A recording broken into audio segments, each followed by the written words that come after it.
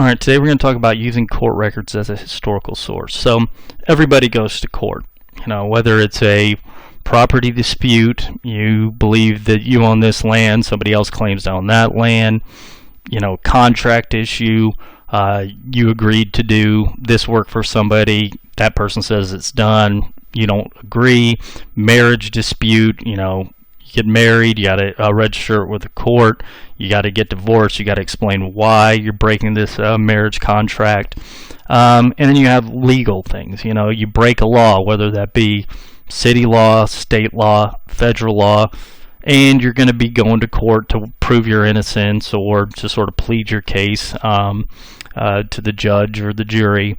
And these court documents are going to contain a lot of valuable information, particularly because it's court. It's going to be referring to something that there's conflict, and we humans are sort of drawn to conflict, especially when writing about history, because conflict leads to change.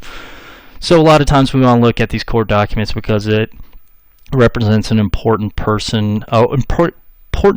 in a person's life. When somebody's going to jail, we want to hear why they're going to jail, why they have a disagreement, things like that. So I'm going to talk about how to do some of this court research online. I'm just going to point out this is something that I don't do online. I think the absolute best way to do court research is to go to the location that find, whatever the trial concerns, go to the actual courthouse. So if you go to, I know in Texas, but I'm assuming this is going to be the case anywhere, if you go to a county court and you say, can I look at your court records for X amount of years ago? As I understand, there's going to be certain issues with modern courts, like you might have certain times where there's a, they don't release certain documents for certain reasons, but if you go back long enough in time, they're going to make those documents available to you. And from my experience, this is just going to be this back room filled with these layers and layers of documents. They've started digitizing a lot of these, but a lot of them are still just sitting in these old boxes, and even the ones they've digitized, they actually still keep the storage, or they're supposed to keep in storage. But you go there, you find the year, let's say you read a biography of somebody, you learned that they had a court date in June 1932, you go to the back of this courthouse and you find June 1932, and what you're going to have is all the records for that time period, or June 1932, and you can just sift through the records and you can find everything that was submitted as evidence, not everything, but a good chunk of everything that was submitted as evidence, the transcription from the court secretary, judges' rulings, and things like that, and you can get a perspective of the past that you don't get anywhere else. Now, obviously, court documents, they're going to have some problems. You're not going to have everybody's side of the story, although, a lot of times you will. But you're not going to have, a lot of personal perspective. The courts aren't really caring about, a lot of times about motivation, why you did something, just whether or not what you did, how you did it. But even then, you're not necessarily going to get the truth. You don't have all evidence in court. Sometimes time reveals the truth. So somebody might say something in court, but then later evidence points to, okay, they were lying. And then again, a lot of times the details are dry, especially when you're not talking about a jury. Now, if you get to a jury trial, a lot of times they're going to try to bring up things to swing the jury, and then you can get some salacious details. But a lot of times, if you're talking in front of a judge, it can be a lot of legalese, and a lot of times, for somebody that's not trained in law, that's really hard to understand.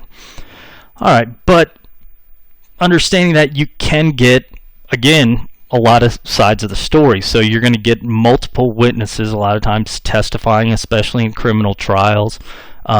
This is what I saw this person do. This person over here, this is what I saw this person do. And if you're looking from the past, you can put that together with other evidence, and you can determine, whose version of events is more true, things like that. So we're going in, we're getting these documents. Sometimes these things are microfilmed. Hopefully a lot of these things are digitized. Now, I've never used the digital sources before. This is something that I would actually talk to lawyers about. But from my understanding, there's a system, and I believe this is right here, where you can enter court records. So let's say you're researching somebody and you learn they went to court for, I don't know, stealing something.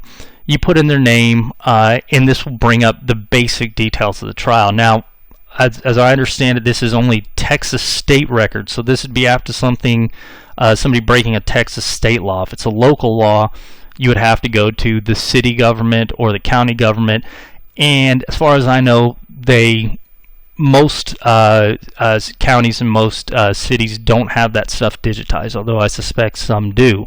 But if somebody breaks a Texas state law, like maybe they bring alcohol across county lines during, Prohibition or something, or prior to federal Prohibition, but during Texas state Prohibition, then maybe that can be something you find in these court records. You put their last name in there, and it's going to bring up, usually from what I've seen, just a small detail of the trial. Let's just put somebody's name in here. Let's come up with somebody. Smith. That might be too broad. Let's go with Houston. Let's go with Bob Houston or Robert Houston. Let's see if any Robert Houston ever did anything here. And we're gonna. Boy, this is a big detailed search. Continue without search expansion. This is one of these places to do this. This right here, I believe the Texas Judicial Branch, I think they also have some state records as well. Well, this is taking a long time, so we'll come back to that in a second. Again, this is I suspect this is bringing court cases all the way up to modern day. I don't generally work in modern day, so I work in the 1800s. So one of the places that I've found to best find court proceedings, or at least general court proceedings, and this would be at the Texas Supreme Court level, is going to Google Books. And you just put in Texas Supreme Court, and what you're going to have is the Texas Supreme Court puts out a journal every single year of the cases decided in the Supreme Court. So Texas Supreme Court only hears probably, I guess, 200 cases a year. And when they hear these cases, it's kind of a big deal because they don't hear very much. And so they are going to put the details of the cases out, and they're going to put out how they decided on them. Oh, actually, this website may have also city and court county records in addition to state records.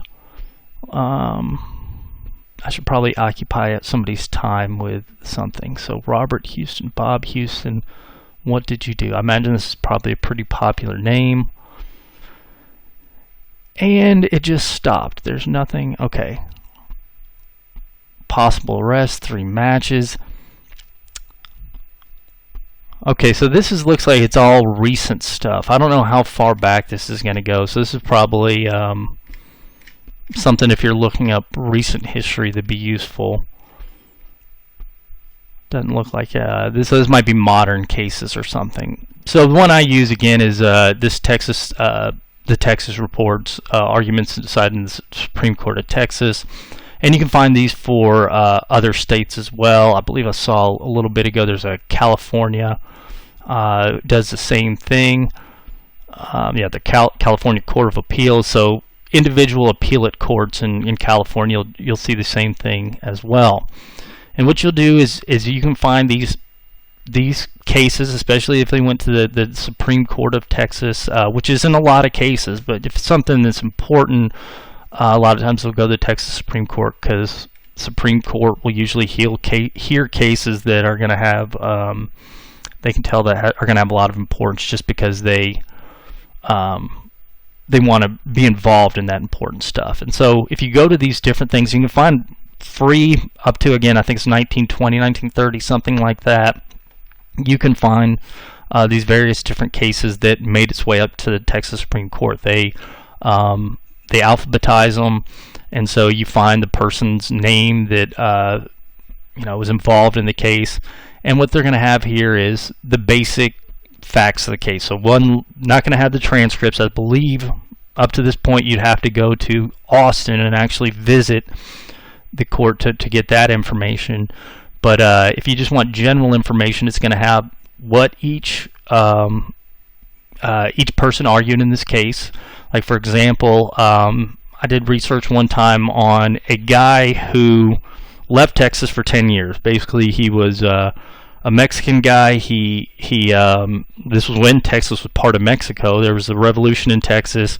Some Anglo-Texans believed that he had helped the Mexican army out, which he probably had, because the Mexican army would have probably not been friendly to him if he hadn't helped him out. But then after that, he had these Anglo-Texans. After the Anglo-Texans won, they came and they started bothering him, basically threatened him, hey, you helped the Mexican army. He runs away for 10 years. And then United States government takes over Texas. 1846, he comes back. He's less scared because you're going to have U.S. soldiers in there. You don't have to. Hopefully, they'll protect him from his neighbors, things like that.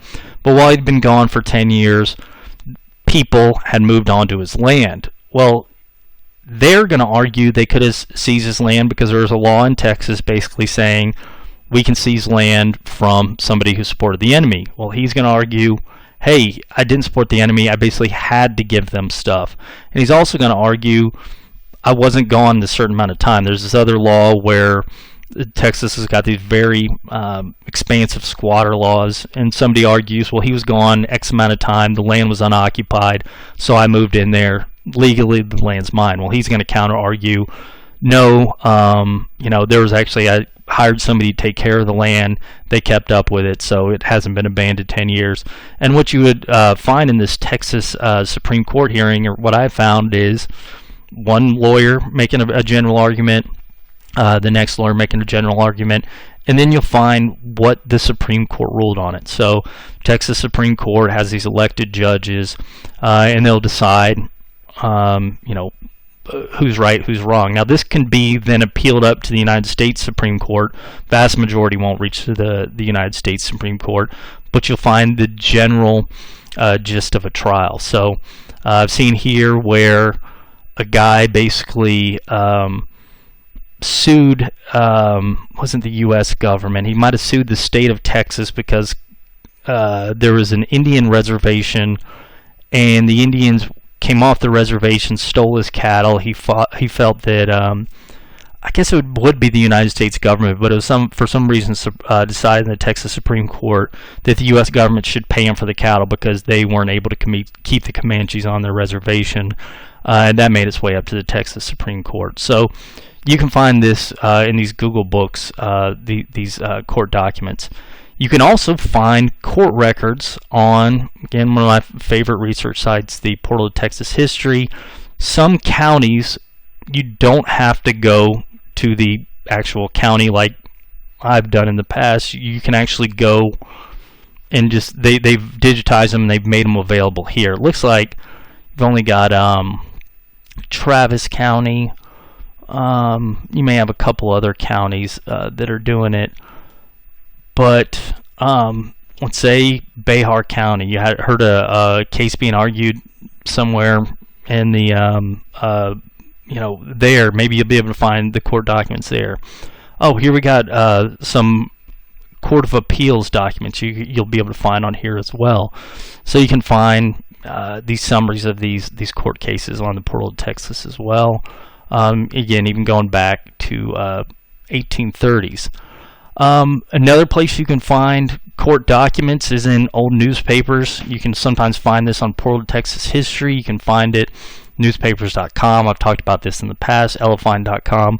One of the things I've found that is really interesting is that they will sometimes just print out the entire testimonial from a court document. I was looking at the guy who tried to assassinate President Andrew Jackson in 1835, and basically his lawyer argues he's not guilty based on reasons of insanity. They printed the whole court thing out. Everything that happened in there, they just put the whole testimonial up there online, And you can find this a lot of times if you're somebody who's looking for true crime or something like that. If it's something very salacious, newspapers are trying to put the really interesting stuff out there. They're also trying to fill up space. Maybe this is a slow news day.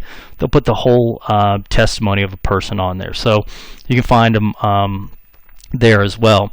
And then again, if you can't find them in those various locations, just go to the county and see if they've digitized it. Again, I don't think a lot of counties have done this, but a lot have. So what I did is I just went to Google, I searched Behar County court records, and I think what we have here is that Behar is one of these ones that is digitized a good number of their court records. As a matter of fact, I actually have gone back into Behar County. They digitized court records all the way back into the Mexican period. So when I was looking up that one court case, I was able to find the titles of the person originally getting the land under, or at least getting some of that land that was later under dispute from the Mexican government in the 1820s. So Behar County's been really good about that. So basically, if you can't get to the actual county courthouse yourself, there are places to do online. I would recommend actually going to the courthouse. All you got to do there is talk to the person at the front desk and say, I'm just doing some archival research. A lot of times, I should point out that they're really wary because they have a lot of these guys that will go through and they'll try and find old property deeds to